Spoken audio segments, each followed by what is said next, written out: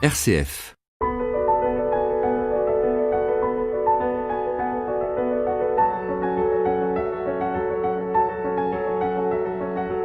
L'avenir de l'homme est la grande question de notre temps.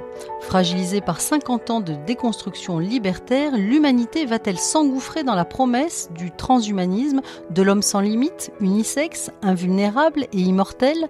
C'est le nouveau fantasme totalitaire, le défi du millénaire.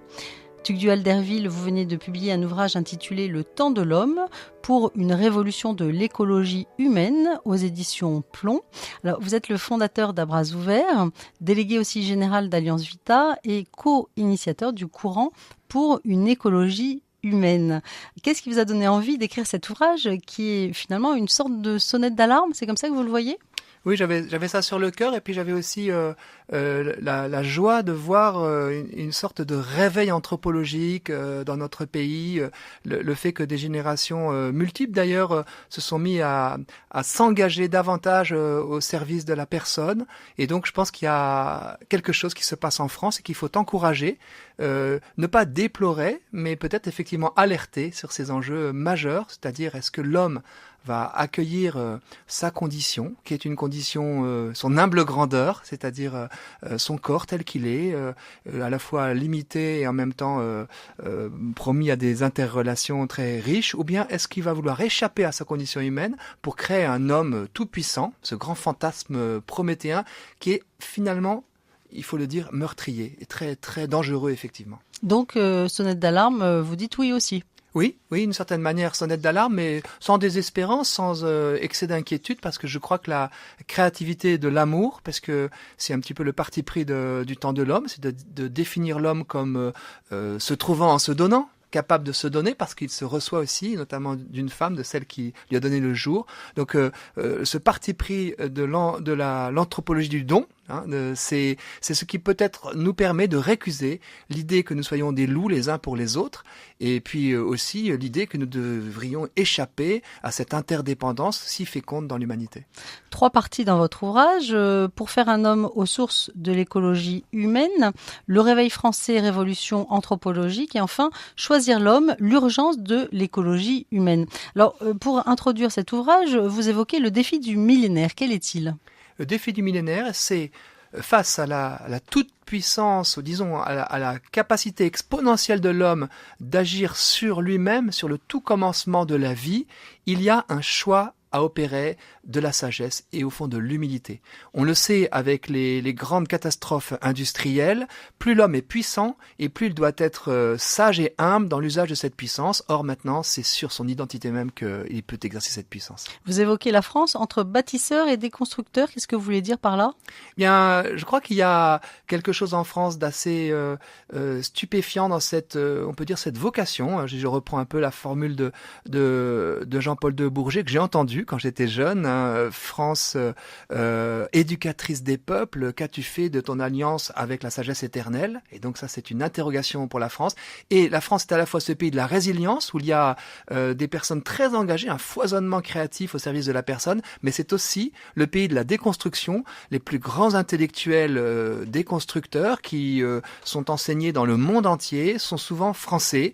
Et je pense qu'il y a quelque chose, j'ose le dire, d'un orgueil prométhéen qui s'exprime, de vouloir prétendre expliquer l'homme comme on décrypte ou comme on décortique un crabe, plutôt que de recevoir le mystère de la personne. Et là, je plaide pour que nous puissions continuer de nous savoir incommunicables. C'est une formule que utilise Jean-Paul II pour exprimer que je ne peux pas transférer mon désir à quelqu'un d'autre. Je demeure un mystère pour chacun, et donc il y a quelque chose au fond de fantastique et de magnifiquement riche dans l'être humain. L'écologie humaine, qu'est-ce que vous voulez dire par cela ? Alors c'est quelque chose que vous faites, que je fais, que nous faisons tous, le fait de prendre soin de tout l'homme, de l'homme dans toutes ses dimensions et de tous les hommes, sans en exclure aucun.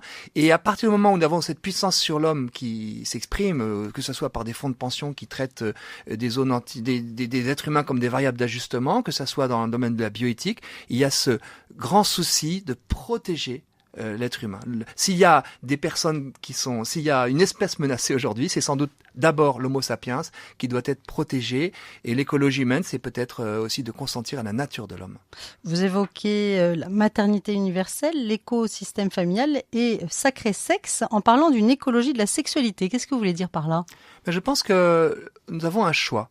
Soit on considère la sexualité ou le sexe comme un produit de consommation courante, et alors on va tout droit vers ce que Thomas Piketty appelle la société liquide, c'est-à-dire l'absence de confiance. On se prend, on se jette, et les plus fragiles sont régulièrement répudiés, abandonnés, et on a une grosse angoisse de notre vieillissement. Soit on considère et on choisit le sexe comme un mur porteur, comme presque, je dirais, la clé de voûte de l'organisation sociale, et alors la fidélité sexuelle devient le lieu de la confiance, de la famille durable, effectivement, malgré tous les accidents que nous connaissons.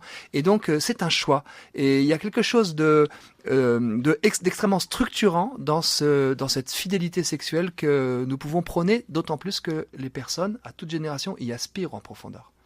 On médite avec Christophe Mahé. Il est où le bonheur ? Il est où ? C'est aussi un peu le thème de cet ouvrage. Il est où le bonheur ? Il est où ? Il est où ? Il est où le bonheur ? Il est où ? Il est où ? J'ai fait l'amour, j'ai fait la manche. J'attendais d'être heureux.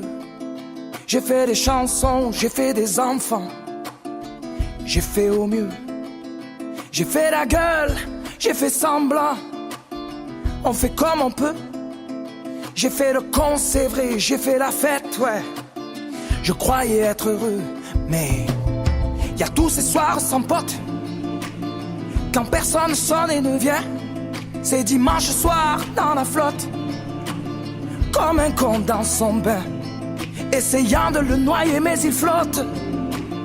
Ce putain de chagrin. Alors je me chante mes plus belles notes et ça ira mieux demain. Il est où le bonheur ? Il est où ? Il est où ? Il est où le bonheur de Christophe Mahé, alors que nous évoquons avec vous, Tugdual d'Herville, le temps de l'homme pour une révolution de l'écologie humaine. Dans la deuxième partie, le réveil français et révolution anthropologique, qu'est-ce que vous voulez dire ? Si nous sommes enracinés dans notre biologie, on est aussi enracinés dans notre géographie. Et quand je regarde celle de mon pays, je tombe amoureux de la beauté, de la diversité, de la créativité de la France, de son souci de l'universel, que certains traitent d'arrogance. Effectivement, c'est à double face.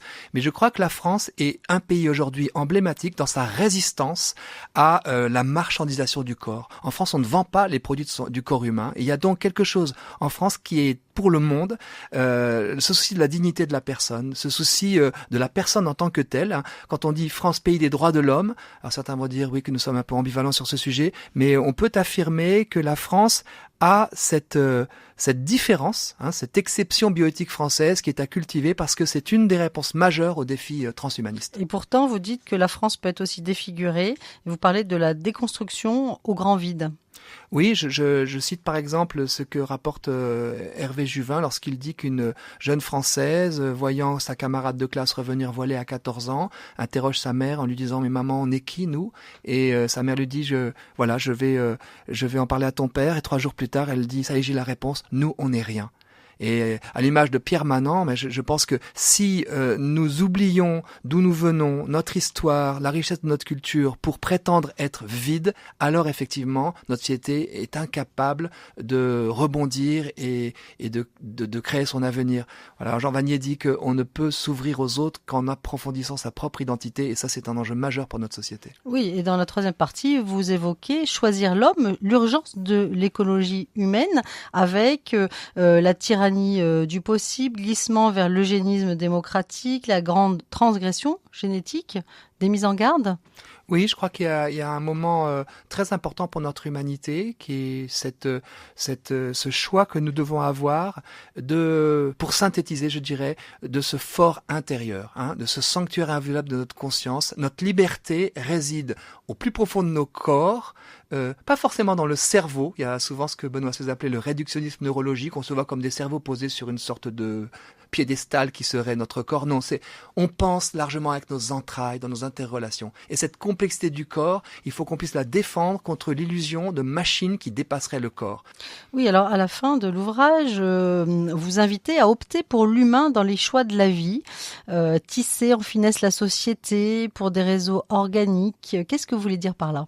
Bien que nous ne sommes pas des ordinateurs, nous sommes des êtres vivants, nous sommes des êtres sans cesse en croissance et nous avons besoin des autres pour nous connaître et pour avancer. Plus le monde est globalisé, plus nous sommes interdépendants. Et au fond, bienheureuse interdépendance, dès la procréation. Et vous évoquez opter pour le débat bienveillant. Qu'est-ce que vous voulez dire par là ? Je crois que s'il y a un secret caché dans mon livre, comme la clé d'un changement par rapport au cycle mortifère de destruction de l'homme par l'homme, c'est l'amour de l'ennemi.